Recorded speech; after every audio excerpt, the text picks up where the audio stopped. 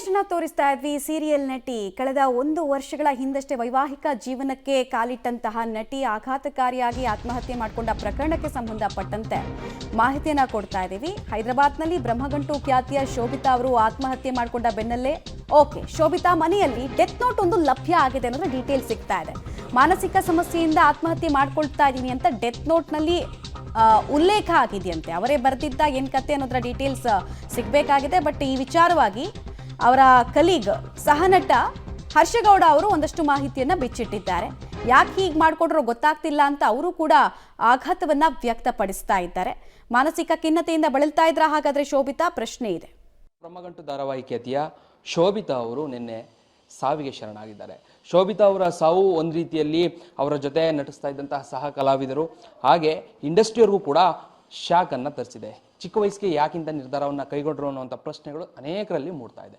ಶೋಭಿತಾ ಅವ್ರ ಜೊತೆ ನಟನೆ ಮಾಡಿದ್ದಂತಹ ಸಹ ಕಲಾವಿದ ಹರ್ಷ ಅವ್ರು ನಮ್ಮ ಒಟ್ಟಿದ್ದಾರೆ, ಮಾತನಾಡಿಸ್ತೇನೆ.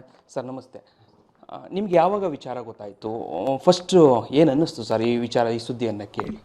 ನನಗೆ ನನ್ನ ಕೋ ಆರ್ಟಿಸ್ಟ್ ಭರತ್ ಬೊಪ್ಪಣ್ಣ ಲಕ್ಕಿ ಕಾಲ್ ಮಾಡಿದೆ. ಫಸ್ಟು ಯಾರೋ ಪೋಸ್ಟ್ ಹಾಕಿದ್ದಾರೆ ಈ ಥರ ಏನು ಅಂತ ನೋಡಿದೆ, ಚೆಕ್ ಮಾಡಿದೆ. ಇದೆಲ್ಲ ಏನು ಸುಮ್ಮನೆ ಯಾರೋ ಏನೋ ಹಾಕಿರ್ತಾರೆ ಹಾಗೆ ಹೀಗೆ ಅಂದ್ಕೊಂಡು ಹೀಗೆ 2-3 ಕಡೆ ಪೋಸ್ಟ್ ಬಂತು. ನೋಡಿದೆ, ಶಾಕ್ ಆಯ್ತು ಸ್ವಲ್ಪ. ನಂಗೆ ಡೈರೆಕ್ಟ್ ಅವ್ರ ನಂಬರಿಗೆ ಕಾಲ್ ಮಾಡೋದಕ್ಕೆ ಒಂಥರ ಭಯ ಆಯಿತು. ಏನು ಅಂದ್ಕೊಂಡು ಅವ್ರ ಭಾವನ ನಂಬರ್ ಕಲೆಕ್ಟ್ ಮಾಡಿಕೊಂಡು ಕಾಲ್ ಮಾಡಿದೆ. ಈ ಥರ ಎಲ್ಲ ಪೋಸ್ಟ್ ಬರ್ತಾಯಿದೆ ಏನು ಅಂತ ಅವ್ರು ಹೇಳಿದ್ರು. ಹೌದು, ಈ ಥರ ಆಗೋಗ್ಬಿಟ್ಟಿದೆ, ಬಟ್ ರೀಸನ್ ಏನು ಅಂತ ಗೊತ್ತಿಲ್ಲ. ಹ್ಯಾಂಗ್ ಮಾಡ್ಕೊಂಡಿದ್ದಾರೆ, ಸೂಸೈಡ್ ಮಾಡ್ಕೊಂಡಿದ್ದಾರೆ, ಮನೆಯಲ್ಲೇ ಮಾಡ್ಕೊಂಡಿರೋದು. ಹೌದು, ಏನು ವಿಷಯ ಗೊತ್ತಿಲ್ಲ. ಅಟ್ಲೀಸ್ಟ್ ನಮ್ಮ ಹತ್ರ ಟಚ್ಚಲ್ಲಿದ್ದರೆ ಓಕೆ ಏನಾದ್ರು ಮಾತಾಡ್ಬೋದು. ನಮ್ಮ ಹತ್ರ ಆಲ್ಮೋಸ್ಟ್ 1.5 ಇಯರ್ ಆಯಿತು ಮದುವೆ ಆದಾಗಿಂದ ಯಾರ ಜೊತೆನೂ ಟಚ್ಚಲ್ಲಿರಲಿಲ್ಲ ಅವರು. ಸೊ ಅವ್ರ ಕಾಂಟ್ಯಾಕ್ಟ್ ನಂಬರ್ ಮನೇಲಿ ಬೇರೆ ಯಾರ್ದು ಕಾಂಟ್ಯಾಕ್ಟ್ ನಂಬರ್ ಇಲ್ಲ. ಅವ್ರ ಭಾವನ ನಂಬರ್ ಕಲೆಕ್ಟ್ ಮಾಡ್ಕೊಂಡು ಮಾತಾಡಿದಾಗ ಈ ಥರ ನಿನ್ನೆ ಹೇಳಿದ್ರು. ಹೆವಿ ಶಾಕ್ ಆಯಿತು, ಹೆವಿ ಬೇಜಾರಾಯಿತು. ಈ ಥರ ಆಗಬಾರ್ದಿತ್ತು. ಒಂದು 4-5 ವರ್ಷ, 1-2 ಸೀರಿಯಲ್ಲು, ತುಂಬ ದಿನಗಳ ಕಾಲ ಅವ್ರ ಜೊತೆ ಒಡನಾಟ ಇತ್ತು, ನೋಡಿದ್ರಿ. ಆ ರೀತಿ ಮನಸ್ಥಿತಿ ಇರುವಂಥವ್ರ, ಅಂದರೆ ಯಾವುದಾದ್ರೂ ಒಂದು ವಿಚಾರಕ್ಕೆ ಕುಗ್ಗುವಂಥದ್ದು, ಈ ರೀತಿ ಮನಸ್ಥಿತಿ ಇದ್ದಂಥವ್ರ ಹೇಗೆ? ಯಾಕಂದರೆ ಇಂಥ ನಿರ್ಧಾರವನ್ನು ಕೈಗೊಂಡಾಗ ಈ ರೀತಿ ಅನುಮಾನಗಳು ಮೂಡುತ್ತೆ. ತಮಗೆ ಗೊತ್ತಿರೋ ಹಾಗೆ ತಮ್ಮ ಜೊತೆ ಇದ್ದಂಥ ಒಡನಾಟದ ಬಗ್ಗೆ ಹೇಳೋದಾದರೆ? ಅವ್ರ ಸೆಟ್ಟಲ್ಲೆಲ್ಲ ತುಂಬ ಪಾಸಿಟಿವ್ ಆಗಿರ್ತಾಯಿದ್ರು. ಮೈನ್ ಯಾರ ಬಗ್ಗೆನೂ ಮಾತಾಡ್ತಾ ಇರಲಿಲ್ಲ. ಆರಾಮಾಗಿ ಅವ್ರ ಕೆಲಸ ಆಯಿತು. ಶೂಟಿಂಗ್ ಎಷ್ಟು ಮುಗಿಯುತ್ತೆ ಪ್ಯಾಕಪ್ ಬೆಳಗ್ಗೆ ಕರೆಕ್ಟ್ ಟೈಮಿಗೆ ಬರ್ತಾಯಿದ್ರು.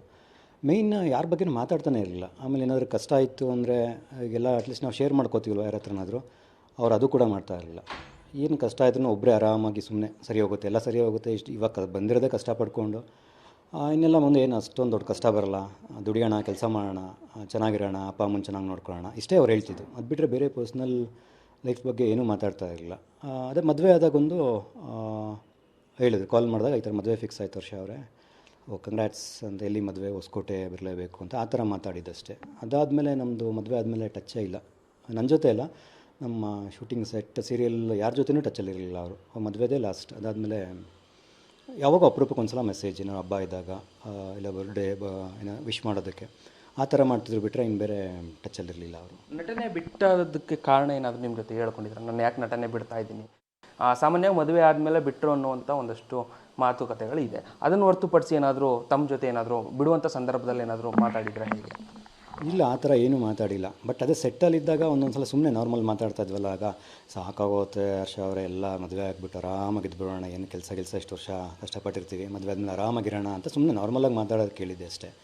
ಬಟ್ ಈ ಥರ ಮದುವೆ ಆದಮೇಲೆ ಈ ಥರ ಆ್ಯಕ್ಟಿಂಗ್ ಮಾಡಲ್ಲ ಅದೆಲ್ಲ ಗೊತ್ತಿಲ್ಲ, ನನ್ನ ಹತ್ರ ಏನು ಡಿಸ್ಕಸ್ ಮಾಡಿಲ್ಲ. ಬಟ್ ಅದೇ ಹೈದ್ರಾಬಾದಲ್ಲಿ ಸೆಟಲ್ ಆಗ್ತೀನಿ, ಯಾಕೆ ನಾನು ಮದುವೆ ಆಗ್ತಿರೋ ಹುಡುಗ ಹೈದ್ರಾಬಾದಲ್ಲಿರೋದು. ಏನು ಮಾಡ್ತಿರೋದು ಅಂತ ಕೇಳಿದ್ದೆ. ಅವಾಗ ಹೇಳಿದರು, ಯಾವುದೋ ಕಂಪನಿ ವರ್ಕ್ ಸಾಫ್ಟ್ವೇರ್ ಅಂತ ಏನೋ ಹೇಳೋದಷ್ಟೇ. ಅದು ಬಿಟ್ಟರೆ ಅವ್ರ ಬಗ್ಗೆನೂ ನನಗೆ ಡೀಟೇಲಾಗಿ ಏನೂ ಮಾತಾಡಿಲ್ಲ ಅಷ್ಟೇ. ಅದು ಬಿಟ್ಟರೆ ಏನೂ ಗೊತ್ತಿಲ್ಲ. ಇಂತಹ ನಿರ್ಧಾರಗಳನ್ನು ಕೈಗೊಳ್ಳುವಂಥ ಸಂದರ್ಭಗಳಲ್ಲಿ ಕಲಾವಿದರು ಅಂತ ಹೇಳಿದಾಗ ಒಂದಷ್ಟು ಜನ ಫಾಲೋ ಮಾಡುವಂಥದ್ದು, ಅವ್ರ ರೀತಿಯಲ್ಲಿ ನಾವು ಕೂಡ ಇರಬೇಕು ಅನ್ನುವಂಥ ಜನ ಸಾಕಷ್ಟು ರೀತಿಯಲ್ಲಿ ಅವ್ರನ್ನ ಫಾಲೋಗಳನ್ನ ಮಾಡ್ತಿರ್ತಾರೆ. ಬಟ್ ಸಮಾಜಕ್ಕೆ ಒಂದು ಮೆಸೇಜನ್ನು ಕೊಡುವಂಥವ್ರು ಈ ರೀತಿ ನಿರ್ಧಾರಗಳನ್ನು ಕೈಗೊಂಡಾಗ ಜನ ಅದನ್ನು ಅಕ್ಸೆಪ್ಟ್ ಮಾಡ್ಕೊಳ್ಳೋದಕ್ಕೆ ಬಹಳ ಕಷ್ಟಪಡ್ತಾರೆ. ಅದೇ ಪರಿಸ್ಥಿತಿ ಇವ್ರ ವಿಚಾರದಲ್ಲೂ ಕೂಡ ಆಗಿರುವಂಥದ್ದು. ಹೇಗೆ ಇದನ್ನು ಅಕ್ಸೆಪ್ಟ್ ಮಾಡೋದಕ್ಕೆ ಆಗ್ತಾಯಿಲ್ಲ? ಕಲಾವಿದರು ಅಂತಲ್ಲ, ಯಾರು ಕೂಡ ಮಾಡ್ಕೋಬಾರ್ದು ಈ ಥರ. ಯಾಕೆಂದರೆ ಅಷ್ಟು ಒಂದು 30-32 ವರ್ಷ ಸಾಕಿರ್ತಾರೆ ಮನೇಲಿ. ಇವಾಗ ಮಗಳು ಈ ಥರ ಮಲಗಿರೋದನ್ನು ಯಾವ ತಂದೆ ತಾಯಿನೇ ನೋಡೋಕ್ಕೆ ಇಷ್ಟಪಡಲ್ಲ, ನೋಡಲೂಬಾರ್ದು ಇದೆಲ್ಲ. ಅದು ಅಲ್ಲದೆ ಅವ್ರ ತಂದೆ ತೀರೋಗಿ ಇವಾಗ ಒಂದು 3-4 ವರ್ಷ ಆಗಿತ್ತು. ಊರಲ್ಲಿ ಇವರೇ ಪಾಪ ಕೆಲಸ ಮಾಡಿ ಒಂದು ಚಿಕ್ಕದಾಗ ಒಂದು ಮನೆ ಕಟ್ಟಿದರು. ಅಪ್ಪ ಅಮ್ಮ ಅಲ್ಲಿ ಖುಷಿಯಾಗಿರಲಿ ಅಂತ. ಮನೆ ಕಟ್ಟಿ ಗೃಹಪ್ರವೇಶ ಆಗೋ ಟೈಮಲ್ಲಿ ಅವ್ರ ತಂದೆ ತೀರೋಗಿದ್ರು. ಅದೊಂದು ಬೇಜಾರಿತ್ತು ಅವ್ರಿಗೆ. ಅಯ್ಯೋ ಅಪ್ಪಂಗೆ ಅಂತ ಮನೆ ಕಟ್ಟಿದೆ, ಒಂದು ದಿನವೂ ಅಲ್ಲಿ ವಾಸ ಮಾಡಲಿಲ್ಲ ಅವರು, ಅಷ್ಟು ಬೇಗ ತೀರೋಗ್ಬಿಟ್ರು ಅಂತ ಅದೊಂದು ಬೇಜಾರಿತ್ತು. ಅದೇ ನೀವು ಕೇಳಿದಾಗೆ ಈ ಥರ ಬರೀ ಕಲಾವಿದರು ಮಾಡ್ಕೊಂಡ್ರು ಅಂತ ಯಾರೂ ಮಾಡ್ಕೋಬಾರ್ದು. ಯಾವ ಕೆಲಸ ಮಾಡೋರು ಕೂಡ ಈ ಥರ ಸೂಸೈಡ್ ಮಾಡ್ಕೋಬಾರ್ದು. ಆ ಥರ ಸಿಚುವೇಶನ್ ಬಂದರೆ ಏನೇ ಪ್ರಾಬ್ಲಮ್ ಇದ್ರೂ ಸೊಲ್ಯೂಷನ್ ಇದ್ದೇ ಇರುತ್ತೆ. ಮಾತಾಡಬೇಕು ಯಾರ ಜೊತೆನಾದರೂ. ಈಗ ಒಬ್ಬರ ಹತ್ರ ಎಲ್ಲ ವಿಷಯ ಶೇರ್ ಮಾಡೋಕ್ಕಾಗಲ್ಲ ಅಂದರೆ ಕ್ಲೋಸ್ ಇರೋರು ಅಂತ ಒಬ್ರಿಗೆ ಇದ್ದೇ ಇರ್ತಾರೆ.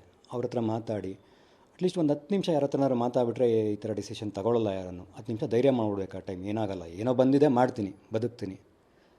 ಏನೂ ಇಲ್ದಾಗೇ ಅವರೆಲ್ಲ ಎಷ್ಟೊಂದು ಕಷ್ಟಪಡ್ಕೊಂಡು ಹೆಸರು ಮಾಡಿಕೊಂಡು ಬಂದಿದ್ದಾರೆ. ಇವಾಗೆಲ್ಲ ಚೆನ್ನಾಗಿದ್ದಾಗ ಈ ಥರ ಮಾಡ್ಕೊಂಡಿದ್ದು ಬೇಜಾರು.